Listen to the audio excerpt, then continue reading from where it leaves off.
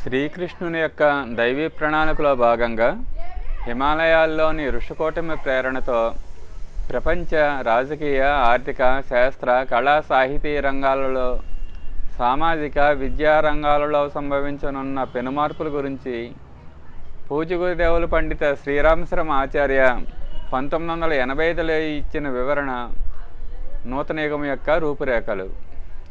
తెలుగు అనువాదము master RK. Thought revolution నుంచి నవయుగము ఉద్భవిస్తుంది. లోక వ్యవహారంలో మనీషి అనే పదం తన మనస్సును పూర్తిగా వశం చేసుకున్న మహాప్రాజ్ఞుడికి వర్తిస్తుంది.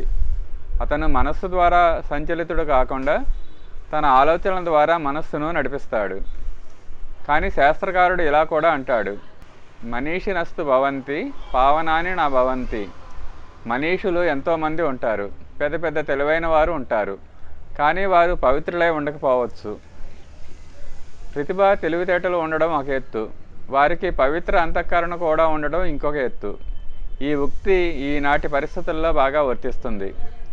ఈనాడు ప్రతిభావంతులైన బుద్ధిజీవులు, రచయితలు, వైజ్ఞానికులు అనేక మంది దేశాంతరాలలో విస్తరించి ఉన్నారు. కానీ వారు తపస్సు ద్వారా ఆత్మశోధన కావించుకొని పవిత్రతను సంపాదించుకోలేదు. ఈనాడు సాహిత్యానికి లోటు ఏముంది? అచ్చవుతోన్న పత్రికలు, పుస్తకాల సంఖ్య చూస్తే మనీషుల సంఖ్య, చదివేవారి సంఖ్య చాలా పెరిగింది అనిపిస్తుంది. కానీ వాటి ప్రభావం ఎందుకు మంచిగా బాడటం లేదు? ఎందుకు రచయితల కలం కుత్సిత సామగ్రిని పెంపొందిస్తోంది? అటువంటి సాహిత్యాన్ని చదివి ఆనందించే వారి సంఖ్య కూడా పెరుగుతోంది. దీనికి కారణం పావనాని నా భవంతి.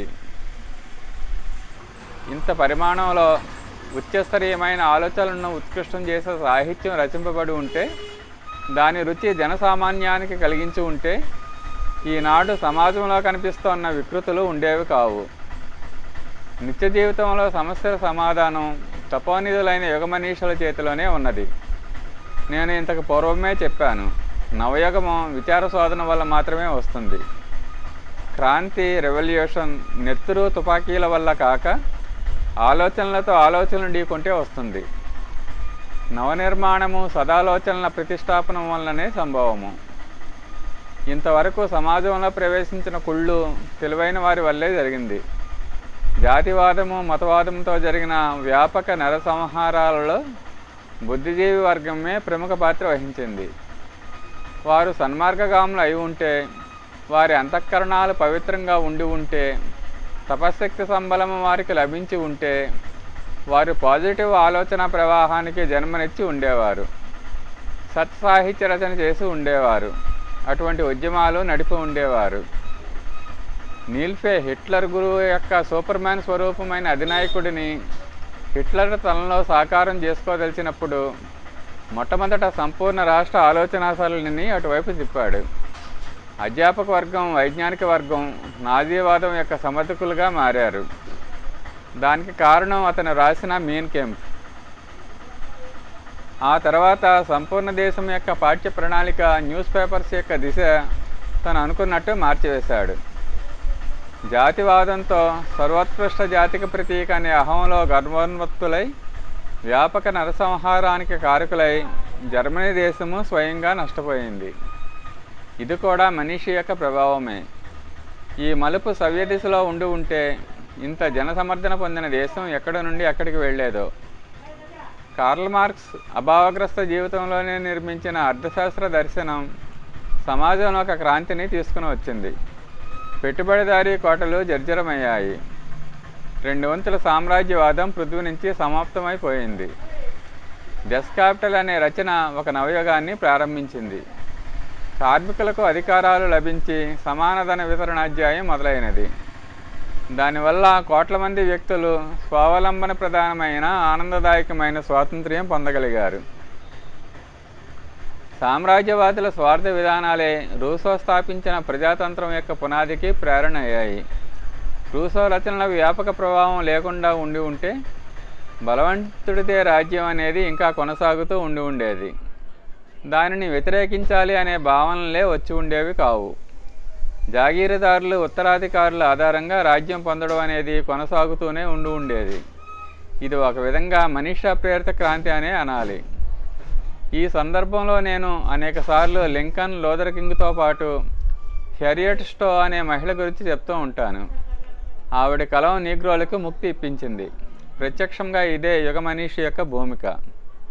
బుద్ధుని నీతి వివేకం మీద ఆధారపడిన విచారక్రాంతి, గాంధీ, పటేల్, నెహ్రూ ద్వారా స్వాతంత్ర్య ఆందోళన పెను తుఫాన్లు ఈ యుగము మారటానికి పరోక్షంగా ఉన్న మనీషి యొక్క ప్రతీకలు. వీరి ఆలోచనలను ఉత్తేజపరిచే సాహిత్యాన్ని రచించడం కానీ, విశేషంగా స్పీచ్ ఇచ్చినట్టు కానీ కనిపించదు. కానీ మరి ఇది ఎలా సంభవం అయింది? దీనికి కారణం వారు మునిస్థాయి జీవితం గడిపి తమను తప్పింపజేసుకొని తమ ఆలోచనల్లో శక్తిని ఉపార్జించుకొని అప్పటి వాతావరణాన్ని ప్రభావితం చేయగలిగారు.